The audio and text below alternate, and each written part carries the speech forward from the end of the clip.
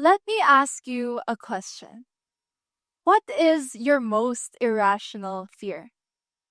Until recently, I had no idea how to answer this question. But I've given it some thought and I've come to the conclusion that I have a phobia of Google Docs. It is a serious, life altering condition, and it is so rare that I believe that only I have it, mostly because I made it up. Google Docs is the platform that most schools and workplaces use nowadays to create documents. For students like me, every assignment starts the same way. Open the app, create a new file, and start typing. A blank Google Doc represents endless possibilities for creativity, innovation, and new beginnings. But for me, a blank Google Doc doesn't mean possibility, but rather confrontation. A harsh reminder of every time I've failed to meet expectations in the past by being too afraid to start. See, I struggle with deadlines. Every teacher I've had knows this, from the last minute submissions at 11:58 p.m. to the ones submitted after that. I'll even admit that I submitted my draft for this TED Talk late. And it's caused me to feel discouraged about my capabilities as a student. Missing deadlines led to lower quality work, rushed thinking, and a lot of stress that could have easily been avoided by starting earlier. But I didn't cram because I felt lazy. I crammed because I felt overwhelmed. Every time I would open a document, my brain would immediately recall every time I failed to keep up. And my fear of falling behind would manifest into a fear of starting something that I couldn't finish in time. For me, every Google Doc I created became a reminder of the relentless pace of a world that always seemed to move faster than I could keep up with. And I'm willing to bet that everyone here in this room has felt the same way before. The feeling where if we aren't moving as fast as the others, we're falling behind. Modern society paints success as the result of non-stop productivity. This misconception fuels the pressure that students like me feel to cram and overwork ourselves and chase perfection. That's why we cram when we feel overwhelmed. With social media especially, years of effort can be condensed into a single 30-second reel. When struggle is edited like this, growth seems immediate, and we reinforce the belief that innovation must be fast. And if we aren't moving fast, we aren't moving forward. Take Google, for example. Google was created by Larry Page and Sergey Brin in 1996 as a Stanford University research project. From renting a garage as their first workplace, they had changed the way the world accessed information by the early 2000s. Both founders are now only in their early 50s, and they have achieved billionaire status at an age where many can't even afford retirement. The success stories like this that increase our expectations unrealistically. So instead, we can take their story as proof that success can happen quickly, but it still requires hard work and effort. And quickly sure isn't the only path. Some of the best ideas take time to perfect. Take KFC. Its founder, Colonel Harlan Sanders, didn't franchise his fried chicken recipe until he was in his 60s, after multiple failed business ventures and years of perfecting. He wasn't some young prodigy who worked out of a garage. He was someone who persisted, waited for the right opportunity, and succeeded on his own timeline. His story reminds us that success can come from starting slow.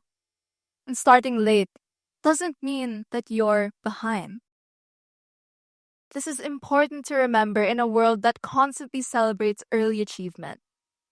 We often forget that growth can take time. Sometimes, the best ideas come from repeated failure, experimentation, or simply waiting for the right moment to act. In other words, success doesn't have a deadline. We often equate fast with productivity, and productivity with successful. But fast doesn't always assure quality. When we rush, we don't think more clearly. We just think more quickly. And I've felt that. When I force myself to work harder and faster than I naturally can, I don't produce better work. I just grow more anxious. I focus on submitting instead of improving and finishing before even understanding. Over time, this constant pressure leads to burnout, which the World Health Organization defines as the result of chronic stress that hasn't been managed well. Trying to speed up can actually slow us down. Growth isn't linear. It doesn't always move in a straight line upwards. Sometimes it plateaus. Sometimes it feels painfully slow. And comparison just makes things worse.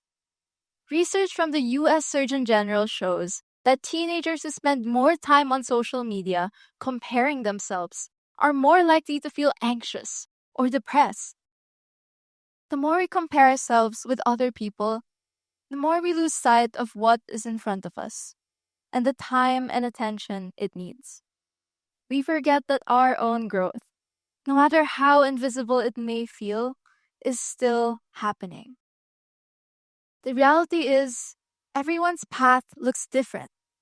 Every success story has its own timeline. And most of the time, it is the mess behind the scenes that actually makes the story worth telling. But slowing down doesn't mean that we can ignore reality. If we're being realistic, deadlines exist, opportunities expire. When these aren't followed, it may seem like you aren't respectful of other people's time, or you aren't taking things seriously enough.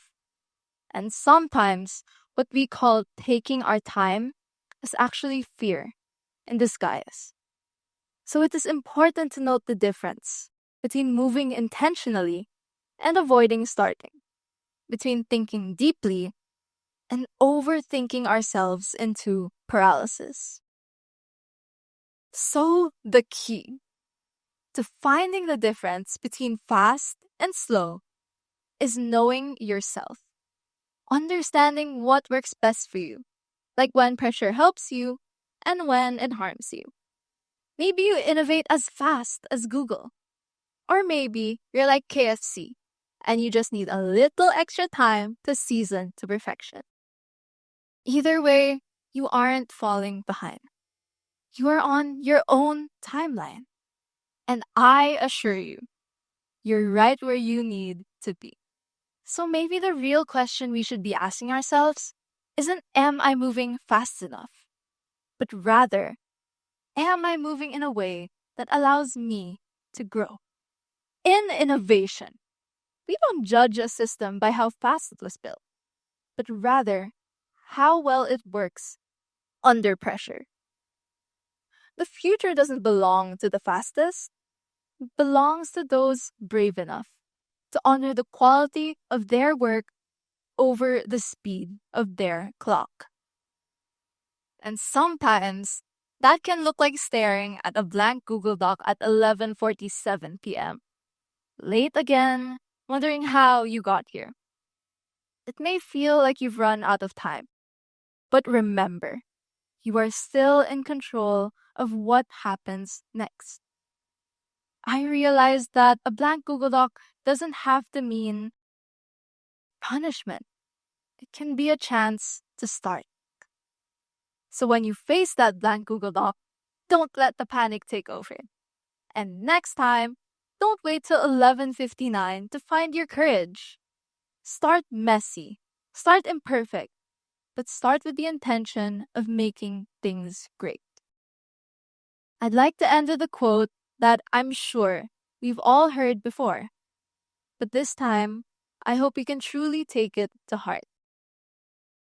Life is not a sprint, it's a marathon. The goal isn't to finish first, but to finish strong. Run it or walk it, as long as you go at a pace that's truly yours.